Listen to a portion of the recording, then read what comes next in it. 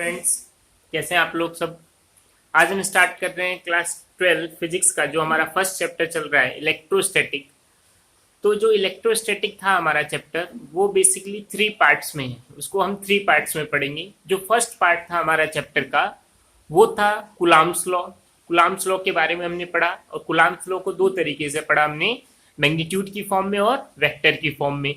वहां पे वेक्टर का फॉर्म जो होता है बहुत इंपॉर्टेंट होता है सीबीएसई बोर्ड वालों एग्जाम के लिए, क्योंकि वहां से न्यूमेरिकल्स आपके आते हैं। जो सेकंड पार्ट हमने पढ़ा, वो पढ़ा इलेक्ट्रिक फील्ड के बारे में। वहां से हमने क्या पढ़ा इलेक्ट्रिक फील्ड से, तो हमने ये सीखा कि इलेक्ट्रिक फील्ड इंटेंसिटी क्या होती है, इलेक्ट्रिक फील्ड लाइंस क्या होती हैं, और डाइपोल पढ़ा। तो डाइपोल की वजह से हमने डेरिवेशन करे। तो यहाँ पे हमने 3 डेरिवेशन करे। कौन कौन से डेरिवेशन करे? इलेक्ट्रिक डाइपोल के एक्सेस लाइन पे हमने इलेक्ट्रिक फील्ड निकाला, इलेक्ट्रिक डाइपोल के इक्विटोरियल लाइन, या हम बोल सकते हैं वाई एक्सेस पे हमने क्या निकाला, इलेक्ट्रिक फील्ड इंटेंसिटी निकाला। और थर्ड जो लास्ट इंपॉर्टेंट वाला करा हमने, वो क्या था कि इलेक्ट्रिक डाइपोल अगर किसी एक्सटर्नल इलेक्ट्रिक फील्ड में रखा है तो क्या होगा। तो वहां हमने सीखा कि अगर कोई इलेक्ट्रिक डाइपोल किसी एक्सटर्नल इलेक्ट्रिक फील्ड में रखा होता है तो क्या जनरेट होता है, टॉर्क जनरेट होता है। और कितना टॉर्क जनरेट होता है, तो हमने सीखा कितना टॉर्क जनरेट होता है, पीई साइन थीटा। तो ये था हमारा लास्ट का चीजें जो हमने पढ़ी। आज हम पढ़ेंगे इस चैप्टर का थर्ड और बहुत ही इंपॉर्टेंट पार्ट, जहां से आप फिक्स है क्वेश्चन आता ही आता है, वो है क्या, इलेक्ट्रिक फ्लक्स। तो इलेक्ट्रिक फ्लक्स क्या होता है, तो देखो सिंपल सा अगर हम डिफाइन करें अगर इलेक्ट्रिक फ्लक्स को, तो हम कैसे डिफाइन कर सकते हैं कि कोई क्लोज सरफेस है, मान लो, देखो बहुत इंपॉर्टेंट है, कोई क्लोज सरफेस है, क्लोज सरफेस रखी हुई है, सपोज दैट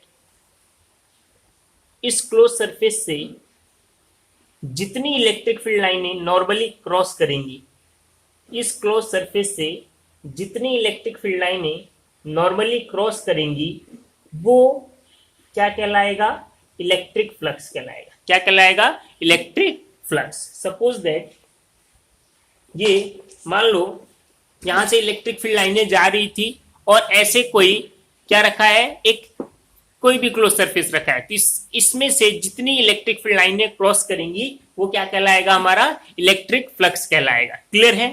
तो ध्यान रखना, नॉर्मली क्रॉस करनी चाहिए इलेक्ट्रिक फील्ड लाइनें। कैसे क्रॉस करनी चाहिए, अगर ये हमारा सरफेस है तो इसमें से ऐसे इलेक्ट्रिक फील्ड लाइनें क्रॉस करनी चाहिए। जितनी ज्यादा इलेक्ट्रिक फील्ड लाइनें क्रॉस होंगी, हमारा फ्लक्स क्या होगा, उतना ज्यादा होगा। क्लियर है बात। अब बात आती है, अगर हम इसको डिफाइन करें तो देखो डेफिनेशन क्या होगा, the total number of electric field lines passing normally through an area is called electric flux related to that area. ठीक है, ये बात हो गई। अब यहां से हम ये बोल सकते हैं कि इलेक्ट्रिक फील्ड लाइनें किन बातों पर डिपेंड करेंगी। अगर हम ये देखें कि इलेक्ट्रिक फील्ड लाइंस किन बातों पर डिपेंड करेंगी, तो हम क्या बोल सकते हैं, तो देखो फ्लक्स को डिनोट कैसे करा जाता है, तो देखो फ्लक्स डिनोट होता है फाई ई से।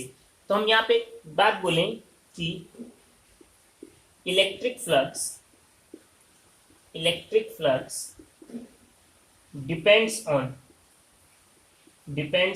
किन बातों पे डिपेंड करेगा। तो सबसे पहली बात, जो फ्लक्स होगा वो किस पे डिपेंड करेगा, इलेक्ट्रिक फील्ड लाइंस पे ही डिपेंड करेगा। क्यों, देखो अगर सपोज दैट कोई 2 डायग्राम हम बनाते हैं, एक ये है जहां से इलेक्ट्रिक फील्ड लाइनें मान लो 4 इलेक्ट्रिक फील्ड लाइनें क्रॉस कर रही हैं, या 3 इलेक्ट्रिक फील्ड लाइनें क्रॉस कर रही हैं, ठीक है। और एक दूसरा सरफेस है, मान लो वहां से 2 इलेक्ट्रिक फील्ड लाइनें क्रॉस हो रही हैं। हम क्या बोलेंगे, कौन से वाले की सिचुएशन में ज्यादा फ्लक्स है। तो क्या होता है, डेफिनेशन क्या बोलता है, the total number of electric field lines passing normally through an area. तो यहाँ पे देखो इस वाले फिगर में यहाँ पे कितनी है नंबर ऑफ लाइन, 4 है, और यहाँ पे कितनी है, 2 है। हम बोलेंगे कि अगर इसका 1 कर दें और इसको 2 बोल दें, तो हम बोल सकते हैं कि फ्लक्स 1 सरफेस का ग्रेटर देन है फ्लक्स किससे, 2 से। दैट मीन्स किस पे डिपेंड करेगा electric flux, electric field lines पे डिपेंड करेगा। जितनी ज्यादा इलेक्ट्रिक फील्ड लाइनें क्रॉस होंगी, फ्लक्स भी क्या होगा, उतना ज्यादा होगा। क्लियर है। तो दूसरी जो बात, किस बात पे डिपेंड करेगा, देखो दूसरा सिस्टम,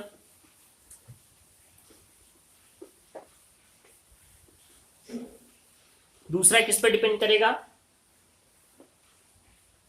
दूसरा जो फ्लक्स होता है वो किस बात पर डिपेंड करता है? इलेक्ट्रिक फ्लक्स एरिया पर डिपेंड करता है। किस पर डिपेंड करता है? पहला तो क्या हो गया हमारा, फ्लक्स किस पे डिपेंड करता था? इलेक्ट्रिक फील्ड लाइंस पे, ठीक है। दूसरा किस पे डिपेंड करता है? फ्लक्स एरिया पे डिपेंड करता है। किस पे करता है? एरिया पे। कैसे? देखो इसको समझो। मान लो सपोज दैट यहां से इलेक्ट्रिक फील्ड लाइनें आ रही हैं, यहां से इलेक्ट्रिक फील्ड लाइनें आ रही हैं, ठीक है। सपोज दैट ऐसे इलेक्ट्रिक फील्ड लाइनें आ रही हैं और यहाँ पे मान लो एक ये एरिया है और एक ये एरिया है, ठीक है। दो बॉडीज हैं, ठीक है। तो सिंपल सी बात है, इस वाले एरिया में से कौन सी लाइनें क्रॉस करेंगी? ओनली ये दोनों क्रॉस करेंगी। और इस वाले में से क्या होगी? ये चारों क्रॉस करेंगी। बात समझ में आ रही है? तो ये वाले का एरिया A1 मान लो और ये वाले का एरिया A2 मान लो। तो देखो एरिया छोटा होने से अगर मान लो सेम इलेक्ट्रिक फील्ड लाइनें आ रही हैं, इसमें से कम क्रॉस कर रही है और इसमें से क्या कर रही है? ज्यादा क्रॉस कर रही है। और हम जानते हैं क्या, जितनी ज्यादा इलेक्ट्रिक फील्ड लाइनें क्रॉस करें उतना ज्यादा क्या होगा? फ्लक्स होगा, ठीक है। तो हम क्या बोल सकते हैं यहाँ पे कि A1, या ऐसे बोल सकते हैं फ्लक्स ऑफ A1 का जो एरिया से जो फ्लक्स हो रहा है वो लेस देन है फ्लक्स ऑफ A2 वाले एरिया से। क्लियर है बात समझे? थर्ड बात जो क्या है, थर्ड बात देखो,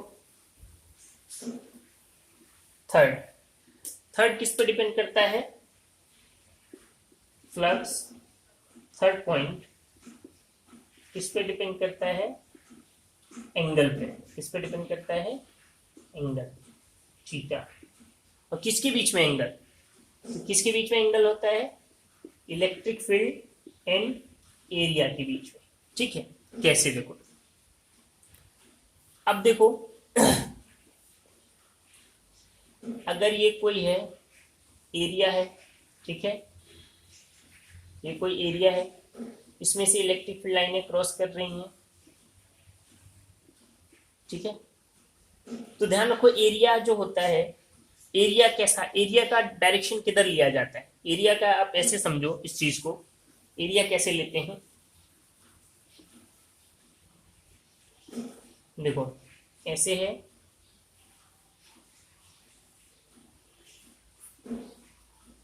ऐसे रखा है मान लो कोई प्लेट। एरिया कैसे होगा? अगर ये प्लेट ऐसे रखा है तो एरिया की डायरेक्शन हमेशा क्या होती है? नॉर्मल। कहाँ लेते हैं? हमेशा बाहर की तरफ। इस वाले ऑब्जेक्ट के लिए एरिया किधर होगा? इधर होगा डायरेक्शन में। तो देखो यहाँ पे इलेक्ट्रिक फील्ड लाइनें ऐसे जा रही है सपोज दैट, और एरिया जो एरिया के डायरेक्शन को हम नॉर्मल एन से डिनोट करते हैं, नॉर्मल बोलते हैं। एन भी इधर है और एरिया भी इधर है। जब दोनों सेम डायरेक्शन में होंगे तो जो फ्लक्स होगा, क्योंकि उस केस में क्या होगा? मैक्सिमम इसमें से इलेक्ट्रिक फील्ड लाइनें क्रॉस होंगी कि नहीं? देखो जब ऐसे है और इलेक्ट्रिक फील्ड लाइनें ऐसे जा रही हैं, तो जब ऐसी सिचुएशन होगी तो इस सिचुएशन में एंगल कितना हो जाएगा? थीटा, दोनों के बीच में 0 डिग्री। और उस केस में क्या होगा? मैक्सिमम इलेक्ट्रिक फील्ड लाइनें इसमें से क्रॉस करेंगी, तो फ्लक्स जो होगा हमारा, फ्लक्स वो क्या होगा? मैक्सिमम। क्या होगा? मैक्सिमम होगा। जब क्या हो? इलेक्ट्रिक फील्ड और एरिया वेक्टर दोनों क्या हो? सेम डायरेक्शन में। तब एंगल कितना होगा उस केस में? 0। और उस केस में क्या होगा? फ्लक्स मैक्सिमम होगा। दूसरा सिचुएशन की, अब देखो एरिया कैसे हो गया? सपोज दैट ऐसे रखा है ऑब्जेक्ट, ऐसे रखा है, ऐसे रखा है ऑब्जेक्ट, ठीक है। और इलेक्ट्रिक फील्ड लाइनें ऐसे क्रॉस कर रही है, इलेक्ट्रिक फील्ड लाइनें ऐसे क्रॉस कर रही है, ठीक है। तो ये तो कहाँ होगा इसका? ऐसे रखा है ऑब्जेक्ट, तो नॉर्मल कहाँ होगा इसका? ऊपर की तरफ, इधर होगा। और इलेक्ट्रिक फील्ड लाइनें क्या हो रही है? इधर जा रही हैं, ठीक है। मतलब एंगल कितना होगा इस केस में? 90 डिग्री। और 90 डिग्री हो गया तो इस केस में फ्लक्स देखो कितना होगा? मिनिमम होगा। क्यों? क्योंकि ऐसे रखा है और इलेक्ट्रिक फील्ड लाइनें ऐसे क्रॉस हो गई। इसके अंदर से तो कुछ इलेक्ट्रिक फील्ड लाइनें गई नहीं, ऐसे ऑब्जेक्ट रखा है और इलेक्ट्रिक फील्ड लाइनें ऐसे जा रही हैं। तो हम क्या जानते हैं? जब तक इसमें से क्रॉस नहीं करेंगी इलेक्ट्रिक फील्ड लाइनें, तब तक फ्लक्स जनरेट नहीं होगा। और इलेक्ट्रिक फील्ड लाइन कैसे जा रही है? ऐसे जा रही है। तो इस केस में जो फ्लक्स होगा वो क्या होगा, मिनिमम, और कितना होगा, 0। अब इन सब चीजों को समझने के लिए अच्छे से हम क्या करेंगे, हम मैथमेटिकल फॉर्म की बात करते हैं इसकी, ठीक है। मैथमेटिकल फॉर्म क्या होता है, देखो बहुत इजी है, देखो कुछ नहीं है, फ्लक्स बस सिंपल याद रखना है, इसी क्लोज सरफेस में से कितनी इलेक्ट्रिक फील्ड लाइनें क्रॉस हो रही हैं, ठीक है, वो क्या होता है, हमारा फ्लक्स होता है ना। तो देखो यहाँ पे अगर हम मैथमेटिकल रिप्रेजेंटेशन करें,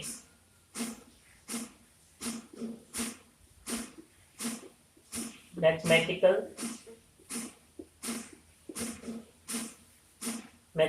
रिप्रेजेंटेशन ऑफ इलेक्ट्रिक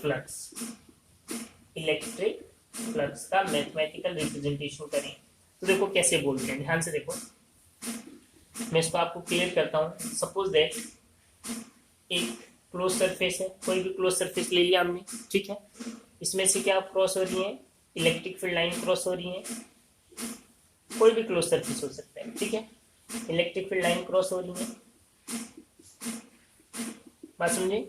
हमने पर्टिकुलर इस एरिया की बात करी, अगर यहाँ पे इसके लिए अगर सर्कल ऐसे है, ऐसे रखा है, तो एरिया क्या होगा, ऐसे हो सकता है, थोड़ा टेढ़ा हो, तो टेढ़े वाले के लिए हमने ऐसे ले लिया, मान लो नॉर्मल, तो इनके बीच में एंगल जो होगा कितना होगा, थीटा होगा, कितना एंगल होगा, थीटा होगा। अगर थोड़ा सा टेढ़ा है मान लो सपोज दैट ना, तो कुछ ना कुछ एंगल बनेगा, अगर ऐसा होगा तब तो कितना हो गया, 0 हो गया।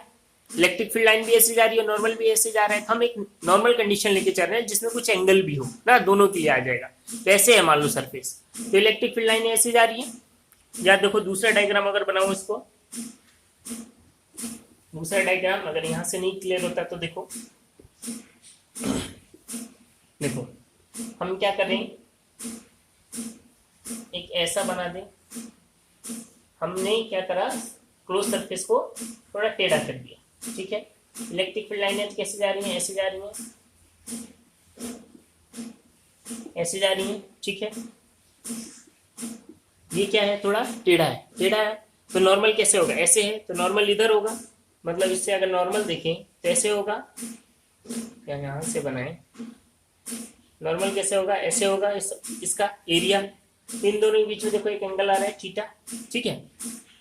तो कैसे रिप्रेजेंट करेंगे, देखो मैथमेटिकल रिप्रेजेंटेशन समझो। तो इस केस में देखो अगर स्मॉल अमाउंट की बात करें हम, for small amount of flux की अगर बात करें तो उसको हम बोल देंगे डी फाई, क्या बोलेंगे, डी फाई ई। कैसे रिप्रेजेंट करते हैं, डी फाई ई, और क्या लगा देंगे, डी फाई ई हो गया, और क्या हो जाएगा, ई वेक्टर डॉट डीएस वेक्टर, क्या होता है, E vector dot DS vector. ध्यान रखो ये बेसिक फॉर्मूला होता है ना, फ्लक्स का फॉर्मूला क्या होता है, किस पे डिपेंड करता है, इलेक्ट्रिक फील्ड पे और एरिया पे, ठीक है। तो फॉर्मूला बनता है E vector dot DS vector equal to क्या है, डी फाई। इसको अगर हम सॉल्व करें आगे तो हम क्या करेंगे, इसका इंटीग्रेशन कर देंगे, डिफरेंशिएशन हटाने के लिए क्या करते हैं, इंटीग्रेशन।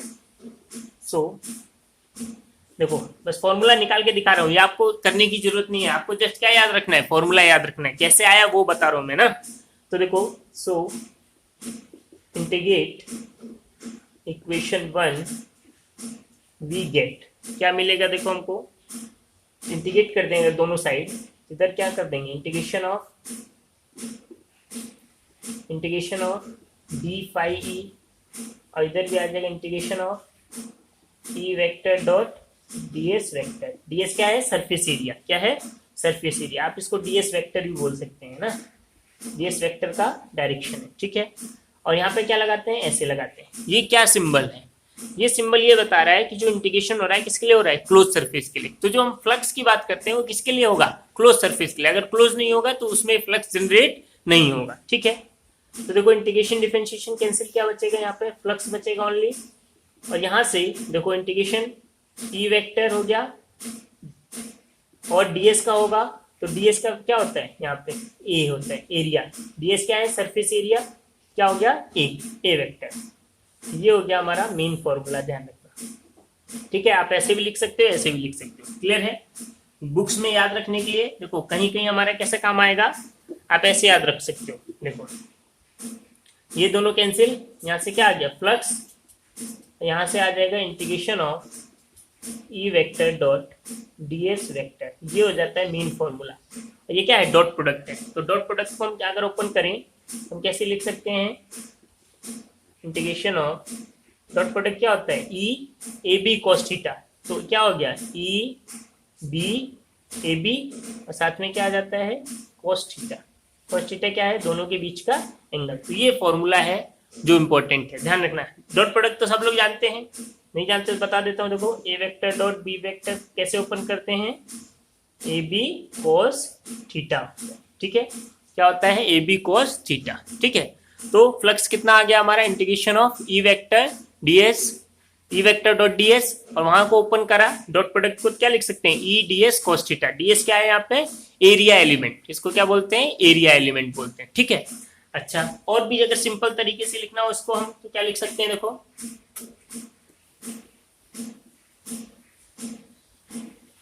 देखो तो फ्लक्स का जो मेन फॉर्मूला है जो आपको याद रखना है, ध्यान रखना है, ये डेरिवेशन करने की जरूरत नहीं है, जस्ट समझाया मैंने। फ्लक्स जो होता है किसी भी सिचुएशन में मैथमेटिकल रिप्रेजेंटेशन उसका क्या होता है, ई वेक्टर या डॉट डी एस वेक्टर लिख लो, या कैसे याद रखो, E dot D S dot cos theta, ठीक है। ये होता है, ऐसे याद रखना है आपको। और इसको ओपन अगर बाहर निकालें हम तो देखो इंटीग्रेशन ई तो बाहर आ जाएगा, ऐसा कैसा, डीएस से ये कैंसिल होगा, सरफेस एरिया जो भी एरिया होगा वो आ जाएगा, और साथ में क्या आ जाएगा cos थीटा। तो आप नॉर्मल कंडीशन में कैसे याद रखोगे, ई ए cos थीटा बोल सकते हो, ठीक है। बट बेसिक कॉन्सेप्ट क्या होता है, ये होता है ना, क्योंकि हम ये जो फॉर्मूला है किसी भी सिचुएशन में काम करेगा, ठीक है। वेरिएबल एरिया होगा तब भी काम करेगा, बट ये वाला होता है वेरिएबल एरिया नहीं हो तो उस कंडीशन के लिए होता है ना। तो यहाँ पे देखो इसको फ्लक्स को हम कैसे लिख सकते हैं, इसको हम बोल सकते हैं ई वेक्टर डॉट ए वेक्टर, क्योंकि ए दो वेक्टर के साथ cos थीटा है तो ये वेक्टर फॉर्म में हम लिख सकते हैं, ठीक है। और अगर आपसे कोई पूछे कि फ्लक्स स्केलर होगा या वेक्टर, तो आप बताओ फ्लक्स स्केलर होगा या वेक्टर, बोलो। क्योंकि ये डॉट प्रोडक्ट है तो याद रखो ये सब चीजें, इसलिए मैंने वेक्टर पढ़ाया था, क्योंकि ये डॉट प्रोडक्ट है तो फ्लक्स क्या होगा, स्केलर क्वांटिटी होगा। बिकॉज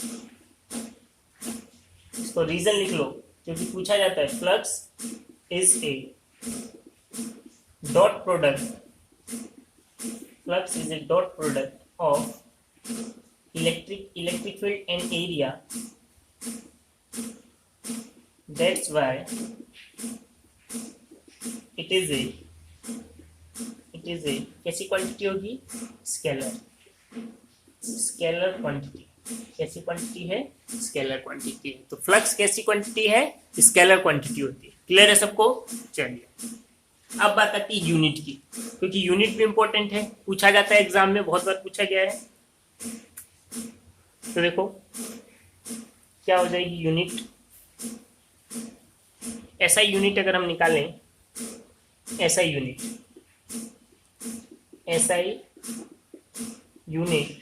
ऑफ इलेक्ट्रिक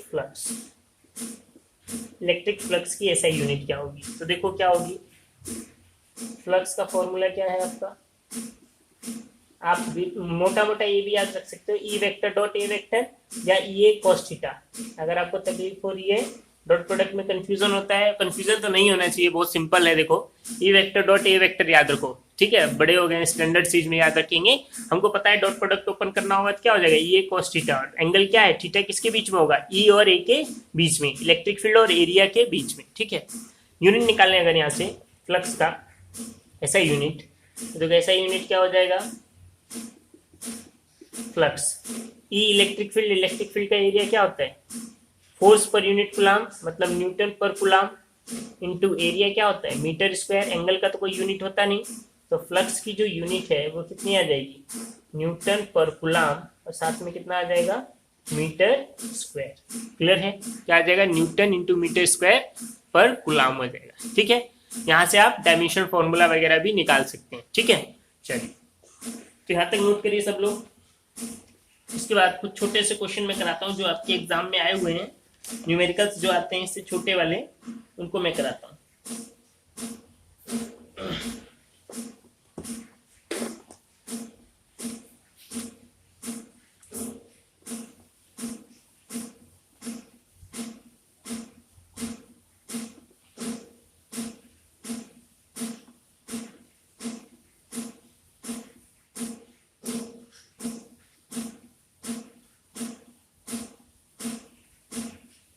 देखो, तो फर्स्ट क्वेश्चन क्या है हमारा। फर्स्ट क्वेश्चन जो पूछा गया है, बोलता है, ये क्वेश्चन में लिखता हूँ, इससे और भी क्वेश्चन करेंगे, पहले हम कुछ नॉर्मल क्वेश्चन कर रहे हैं। क्या बोल रहा है, what is the flux, question है, what is the flux due to electric field, due to electric field, due to electric field. क्या दे रखा है इलेक्ट्रिक फील्ड आपको, E vector equal to 3 into 10 to the power 3 i cap newton per coulomb. देखो बहुत अच्छा question है। Through a square, through a square, through a square of side 10 centimeter when it is held, when it is held normal to electric field. अब देखो question समझना है यहाँ पे। देखो क्वेश्चन नहीं समझोगे तो आंसर करना बहुत दिक्कत होता है, क्योंकि जैसे देखो फिजिक्स में यही होता है, न्यूमेरिकल आपको समझना होता है, समझ गए तो बहुत इजी लगता है न्यूमेरिकल कोई भी, ठीक है। तो देखो क्या बोल रहा है यहाँ पे, बोल रहा है what is the flux due to electric field E, electric field जा रहा है कहीं पे, ठीक है, ठीक है। देखो इलेक्ट्रिक फील्ड मान लो ऐसे है, और क्या बोल रहे हैं, कितना है इलेक्ट्रिक फील्ड। अगर आप क्वेश्चन का डायग्राम बना लेते हैं तो समझे आप फिजिक्स समझ रहे हैं।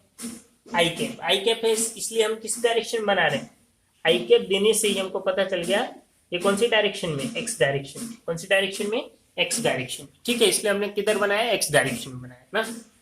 Through a square of side, अब ये नहीं देता तो आपको कैसे पता चलता है कैसे बनाना है, तब तो आप ऐसे भी इलेक्ट्रिक फील्ड बना सकते थे ना। इसलिए क्वेश्चन में हर इंफॉर्मेशन दिया जाता है कि इलेक्ट्रिक फील्ड कितना है, 3 into 10 to the power 3 i cap. I cap होने का मतलब कौन सी डायरेक्शन में, एक्स डायरेक्शन में, ठीक है।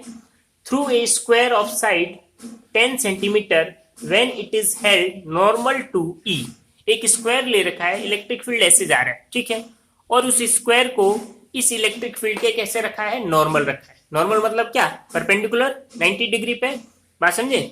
ये इसलिए बोला है सब कुछ, इलेक्ट्रिक फील्ड ऐसे जा रहा है एक्स डायरेक्शन में, और जो स्क्वायर लिया है उसको नॉर्मल रखा है। नॉर्मल मतलब कहां पे रखा है, 90 डिग्री पे रखा है उसके, ठीक है। तो देखो स्क्वायर कैसे रखा है, ऐसे रखा है स्क्वायर, ठीक है, बात समझे। अब इसमें से ये इलेक्ट्रिक फील्ड लाइनें क्रॉस होंगी, क्रॉस होंगी। अब इस जो स्क्वायर है इसका नॉर्म, इसका एरिया वेक्टर किधर होगा। मैंने बोला किसी भी ऑब्जेक्ट का एरिया निकालना है आपको, तो वो कौन कहाँ होता है, उसके परपेंडिकुलर होता है। तो एरिया वेक्टर किधर होगा, इधर ही होगा, बात समझे। ये हो गया स्क्वायर, इसका एरिया वेक्टर निकालना है। एरिया वेक्टर हमेशा क्या होगा, जिस भी ऑब्जेक्ट का आप एरिया निकाल रहे हो उसके परपेंडिकुलर, वो होता है एरिया वेक्टर। तो किधर है, इस डायरेक्शन में। तो ये मतलब इलेक्ट्रिक फील्ड भी इसी डायरेक्शन में है, और नॉर्मल भी क्या है, एक ही डायरेक्शन में। तो इसका मतलब एंगल इन दोनों के बीच में कितना है, 0। तो ध्यान रखना एंगल निकालने में ही थोड़ा दिक्कत होगा जो आपको क्वेश्चन में होगा, ठीक है। अब देखो, अब तो इजी है, फ्लक्स निकालना है। फ्लक्स हमको पता है, फ्लक्स कितना होता है, फ्लक्स होता है ई ए cos थीटा, ये फॉर्मूला पता है हमको, ठीक है। यहाँ आगे देखें, देखो तो आगे अगर हम देखें तो समझ गए सब लोग, इलेक्ट्रिक फील्ड भी इस डायरेक्शन में है और नॉर्मल भी इसी डायरेक्शन में, इसलिए एंगल कितना है, 0 डिग्री, ठीक है। अब देखो फ्लक्स का फॉर्मूला पता है हमको, फ्लक्स क्या होता है, ई ए cos थीटा, ई कितना था, 3 into 10 to the power 3 into A A क्या है, एरिया क्या था ये, स्क्वायर, स्क्वायर का एरिया क्या होता है, साइड इंटू साइड, कितना होता है, साइड इंटू साइड, यही होता है ना। अगर एरिया आप देखो, स्क्वायर का एरिया क्या होता है, साइड इंटू साइड, तो एरिया क्या हो गया 10 × 10, बट देखो एरिया किसमें दे रखा है, सेंटीमीटर में, किसमें दे रखा है, सेंटीमीटर में, और हम तो क्या यूज करते हैं, एसआई यूनिट यूज करते हैं, तो सेंटीमीटर को मीटर में चेंज करने के लिए हम क्या करेंगे बोलो, सेंटीमीटर को अगर हमको मीटर में चेंज करना है तो हम क्या कर सकते हैं, उसको किससे मल्टीप्लाई करते हैं, -2 से, किससे मल्टीप्लाई करते हैं, -2 से ना, तो -2 एरिया का स्क्वायर, एरिया क्या होता है, साइड इंटू साइड, तो यहाँ पे देखो 10 × 10, 10 को क्या लिख सकते हैं सेंटीमीटर में, 10 - 2 × 10 × 10 - 2, क्योंकि इसको भी मीटर में चेंज करा, इसको भी मीटर में चेंज करा, ठीक है, इंटू क्या हो गया कोस, कितना एंगल है 0 डिग्री, तो देखो फ्लक्स कितना हो जाएगा 3 × 10⁻³ और साथ में क्या है देखो, ये आपको समझाने के लिए लिखा है, डायरेक्ट भी लिख सकते हैं, ठीक है,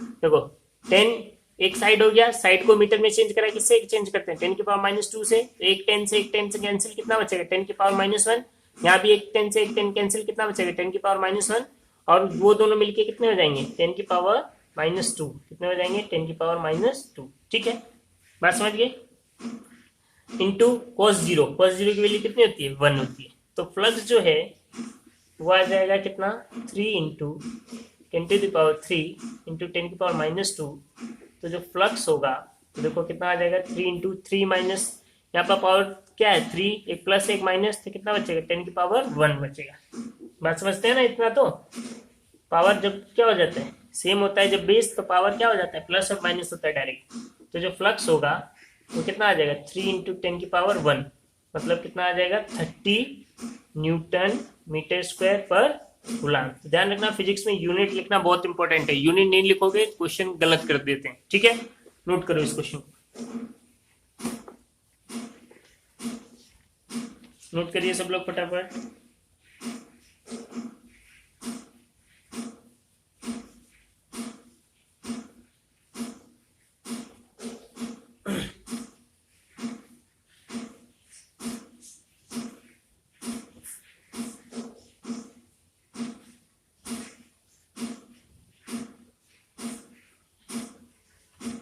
हो गया सबका नोट, चलिए तो एक क्वेश्चन और मैं कराता हूं आपको इससे रिलेटेड, ठीक है,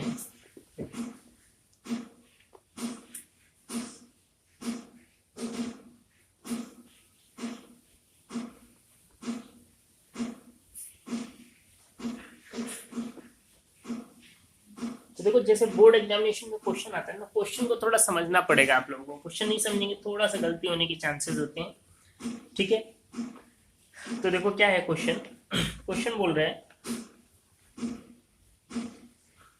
ये सब दोनों क्वेश्चन आए हुए हैं, पहला वाला जो क्वेश्चन करा था वो 2015 में आया था, और नेक्स्ट जो क्वेश्चन कर रहे हैं वो 2017 में आया है, ठीक है, क्या बोल रहा है क्वेश्चन, देखो क्वेश्चन बोल रहे हैं एक यूनिफॉर्म इलेक्ट्रिक फील्ड है, मैं डायरेक्ट बता देता हूँ, ए यूनिफॉर्म इलेक्ट्रिक फील्ड बोल देता हूँ, ऐसे इलेक्ट्रिक फील्ड कितना दे रखा है आपको 5 × 10⁻³ I कैप न्यूटन पर कूलम्ब, ये इलेक्ट्रिक फील्ड, ठीक है, फाइंड द फ्लक्स, क्या निकालना है, फाइंड द फ्लक्स, ठीक है, थ्रू ए स्क्वायर, कहां से क्रॉस कर रहा है, through a square of side 10 centimetre, ठीक है,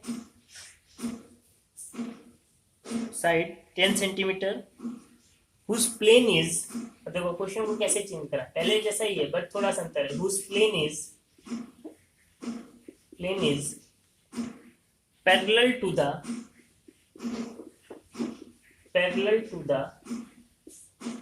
YZ plane, parallel to the YZ plane,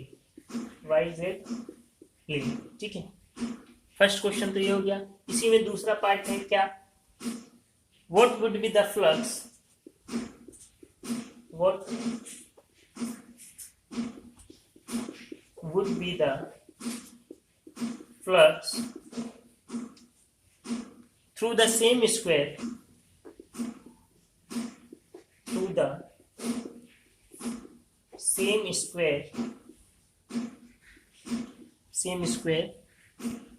if the plane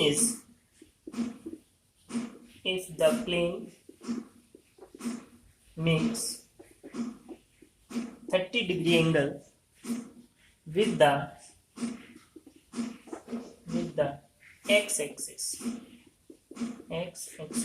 ठीक है, ये क्वेश्चन है, बहुत अच्छा क्वेश्चन है।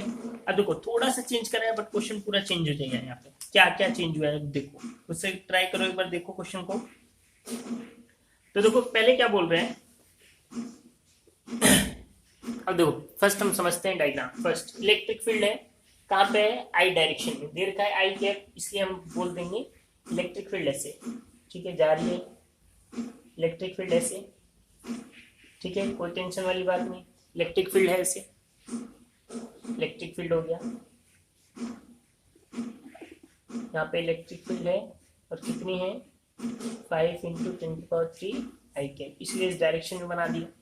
एक प्लेन है, ये देखो एक्स वाई। अब इस डायरेक्शन को आप समझो, ये देखो कैसे होते हैं डायरेक्शन, पहले डायरेक्शन को समझो, इसलिए आपको ऐसे करके दिखाना।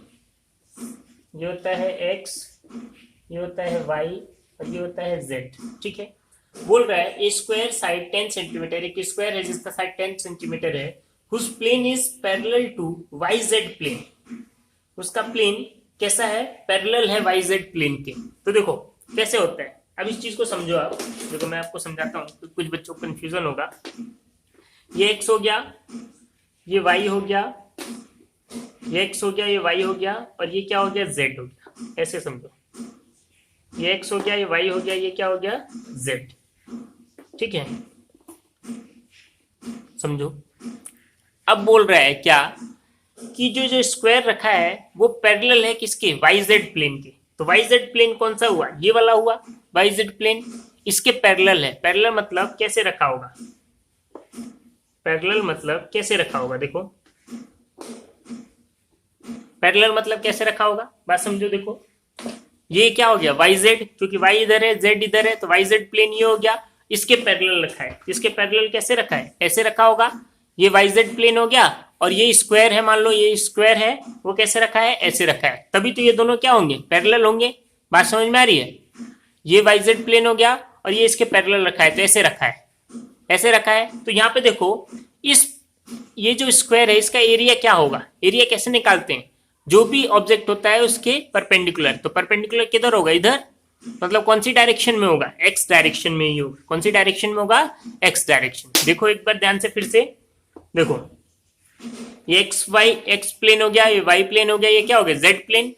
बोल रहा है वाई जेड प्लेन के पैरेलल रखा है, तो वाई जेड प्लेन ये हो गया, वाई और जेड वाला एरिया वाई जेड प्लेन हुआ, उसके पैरेलल में रखा है क्या, आपका स्क्वायर रखा है। अब हमको ये पता चल गया कि स्क्वायर ऐसे रखा है, अब इसको हटा दो, स्क्वायर ऐसे रखा है, इसका एरिया कैसा होता है, एरिया कैसे निकालते हैं किसी भी ऑब्जेक्ट का, कैसे निकालेंगे, इस एरिया के परपेंडिकुलर। तो कहां होगा एरिया, इस डायरेक्शन में होगा। मतलब क्या, देखो ये रखा है मेरा क्या, स्क्वायर, ये रख दिया square parallel to Y Z plane, क्योंकि एक्स इधर है, वाई इधर है और जेड इधर है, तो वाई जेड प्लेन के इसका एरिया किधर होगा, इधर ही होगा। मतलब एन कैप कौन सी डायरेक्शन में, इलेक्ट्रिक फील्ड की डायरेक्शन में। इस केस में एंगल कितना आ रहा है, 0 डिग्री, कितना आ रहा है, 0। बात समझे। तो ऐसे देखो चीजों को कैसे घुमाते हैं, बस सेम चीज को कैसे बता रहा है वो। ठीक है, तो अब देखो क्या, अब देखो क्या हो गया। अब हम अगर इसके निकालें फर्स्ट क्वेश्चन का आंसर, तो फर्स्ट क्वेश्चन का आंसर क्या हो जाएगा हमारा, देखो तो फर्स्ट क्वेश्चन तो बहुत इजी है। फ्लक्स फॉर्मूला क्या होता है, ई ए कॉस थीटा, ये तो पता ही हमको। फ्लक्स ई कितना है, सॉरी ई कितना है, 5 × 10⁻³ इंटू एरिया, एरिया वही 10 है साइड, तो क्या होता है साइड इंटू साइड मतलब 100 हो गया, और या आप बोल सकते हैं एरिया का स्क्वायर, साइड का स्क्वायर होता है ना, साइड का स्क्वायर, तो 10 और उसको उसमें चेंज कर दो 10⁻², का स्क्वायर, वही बात हुई ना, इनटू एंगल कितना है, दोनों सेम डायरेक्शन में, तो एंगल कितना हो गया 0। तो देखो फ्लक्स कितना आ जाएगा 5 × 10⁻³ इंटू, यहाँ पे देखो 10⁻1 बचा, और 10⁻1 का स्क्वायर होगा तो कितना हो जाएगा 10⁻², वही वाली सेम कहानी। तो देखो 5 × 10⁻³ और -2 जाएगा तो कितना बचेगा 10, 1 बचेगा, और कितना हो जाएगा 50, और यूनिट क्या आ जाएगी न्यूटन मीटर स्क्वायर कूलम। ये आ गया फ्लक्स, प्लस फर्स्ट क्वेश्चन का आंसर। सेकंड का, अब क्या बोल रहे हैं सेकंड में कि जो ये जो आपका क्या है प्लेन है, वो 30 डिग्री एंगल बना रहा है किसके साथ, 30 डिग्री एंगल बना रहा है एक्स एक्सिस के साथ, ठीक है, एक्स एक्सिस के साथ कितना बना रहा है 30 डिग्री एंगल बना रहा है। Plane of the square makes a 30 degree angle with X axis, ठीक है। तो देखो अब इस चीज को फिर से समझो, अब कितने बच्चे इस थीटा की जगह इसमें क्या ले लेते हैं 30 डिग्री ले लेते हैं, सोचते हैं कि वही एंगल दिया है, नहीं, आपको क्वेश्चन को समझना है तभी तो आप कर पाएंगे। तो देखो फिर से, ये हो गया x, ये y, और ये क्या हो गया z, ठीक है, ये हो गया z। अब देखो ये है मेरा प्लेन, ऐसे था पैरेलल, अब कितना एंगल बना रहे हैं 30 डिग्री के साथ, x क्या है ये है, पहले कैसा था पैरेलल था, ठीक है, अभी कितना बना रहे हैं इसके साथ, इस x एक्सिस के साथ 30 डिग्री एंगल बना रहे हैं, ठीक है, कितना बना रहे हैं 30 डिग्री, मतलब इसको हटा दें, ये हो गया, इसके साथ कितना बना रहे हैं 30 डिग्री बना रहे हैं, ये हो गया, इन दोनों के बीच कितना एंगल बोल रहे हैं 30 डिग्री हो रहा है ना। तो नॉर्मल किधर होगा इसका, नॉर्मल किधर होगा, नॉर्मल नीचे चला जाएगा, बात समझे। देखो ये मान लो कितना बना रहा है, ये एक्स एक्सिस हो गया, और ये मेरा क्या हो गया प्लेन हो गया, कितना बना है 30 डिग्री, तो नॉर्मल किधर होगा इसका नीचे की तरफ, नॉर्मल किधर होगा नीचे, और नीचे जब इसके साथ 30 बना रहा है तो देखो अब ऐसे समझो, ये हो गया एक्स, ये हो गया प्लेन, और इसके साथ नॉर्मल किधर होता है इसके परपेंडिकुलर, तो ऐसे होता है, इसके साथ ये कितना बना रहा है 30, तो इसके साथ कितना बना रहा होगा 60, कितना बना रहा होगा 60 डिग्री, ठीक है। तो देखो यहाँ गलती होती है बच्चे लोगों से ना, इसी डायग्राम को देखो मैं बताता हूँ आपको, देखो सेम डायग्राम, तो ये ध्यान रखना, इसीलिए थोड़ा सा ट्रिकी है ये। देखो क्या हुआ, ये हो गया, अभी कितना एंगल बना रहे हैं इसके साथ, एक्स एक्सिस इधर है, इसके साथ कितना बना रहा है 30 डिग्री बना रहा था, नॉर्मल किधर होगा अंदर की तरफ होगा ना, नॉर्मल किधर होगा इधर की साइड कहीं हो जाएगा, इसके साथ ये 30 बना रहा है, 30 डिग्री बना रहा है, तो इसके साथ कितना बनाएगा 60 डिग्री, कितना बनाएगा 60 डिग्री बनाएगा, बात समझे। देखो नॉर्मल ऐसे हो गया, एक्स के साथ कितना बना रहे हैं 30 डिग्री, तो इसके साथ जो बचेगा कितना बनाएगा 60 डिग्री, बात समझे। ये होता है चीज एरिया, क्योंकि ये तो इसके साथ 90 बना रहा है, और हमको एंगल किसके चाहिए बीच में, इन दोनों के बीच में चाहिए, ये तो एरिया का ये है ना, ये इलेक्ट्रिक फील्ड है, और एरिया अभी क्या हो गया एरिया वेक्टर ये हो गया, इन दोनों के बीच एंगल कितना हो गया 60 डिग्री। तो देखो फ्लक्स कितना हो जाएगा ई तो वही है 5 × 10⁻³ एरिया, एरिया वही हो गया 10 × 10 के पावर कितना हो गया -2 का स्क्वायर इंटू क्या हो गया एंगल cos 60 डिग्री, ठीक है। तो बच्चे लोग यहाँ पे 30 लिख देते हैं, इसलिए क्वेश्चन गलत हो जाता है, फिर सोचते हैं कि हमने तो सही करा था, 10 10 की पावर -1 का स्क्वायर होगा तो कितना हो जाएगा 10 की पावर -2 इंटू cos 60 की वैल्यू कितनी होती है 1/2, ये सब याद होना पड़ेगा। फ्लक्स तो कितना हो जाएगा, यहाँ पे कितना बचेगा 5 10 की पावर +1, तो ये 50 हो जाएगा, इंटू क्या हो जाएगा 1/2, ये कैंसिल, मतलब फ्लक्स कितना हो जाएगा 25 न्यूटन मीटर स्क्वायर पर कूलम। अब देखो जो बच्चे थोड़ा सा भी अगर कॉन्सेप्ट लगाए ना तो समझ सकते हैं इस बात को, जब सब इस केस में तो मैक्सिमम होगा कि नहीं भाई, क्योंकि अब यही तो हमने पढ़ा, जब प्लेन पैरेलल होता है और जब डायरेक्शन एरिया की direction in the direction of electric field होती है तो सबसे ज्यादा उसमें क्या होता है फ्लक्स होता है, और वो फ्लक्स क्या होता है मैक्सिमम होता है। जैसे इसको ऐसे मोड़ दिया मैंने, एक्स एक्सिस ऐसे था और इसके साथ मैंने ऐसे मोड़ दिया, तो जितना ये ऐसे इलेक्ट्रिक फील्ड घुस रहा था इसमें से, जैसे ही मोड़ा तो क्या हो गया इलेक्ट्रिक फील्ड लाइंस में क्रॉस होना क्या हो गई कम हो गई, इसलिए इलेक्ट्रिक फ्लक्स क्या हो गया यहाँ पे कम हो गया। तो ये रीजन है कि बताता है कि सबसे ज्यादा कब होगा जब वो क्या हो इलेक्ट्रिक फील्ड के नॉर्मल हो। जब इलेक्ट्रिक फील्ड के नॉर्मल होगा तो ज्यादा से ज्यादा मैक्सिमम उसमें क्या होगा, इलेक्ट्रिक फील्ड लाइनें क्रॉस होंगी। क्लियर है? उम्मीद करता हूं आपको फ्लक्स समझ में आया होगा और बहुत इंपॉर्टेंट है। कुछ क्वेश्चंस मैं आपको भेजूंगा, अच्छे से आप इसको ट्राई करिए और अच्छे से देखिए। न्यूमेरिकल भेजता हूं तो उसको आप सॉल्व करिए और आप इसके बाद हम पढ़ेंगे इसी के कुछ न्यूमेरिकल्स, क्योंकि ये जो टॉपिक है वो रिलेटेड है गॉस थ्योरम से। तो गॉस लॉ इस चैप्टर का जान है, बहुत इंपॉर्टेंट है, वहां से आता ही है हर साल एग्जाम में, बड़ा क्वेश्चन आता है 5 मार्क्स का। तो ये अच्छे से देखिए। आज के लिए थैंक यू।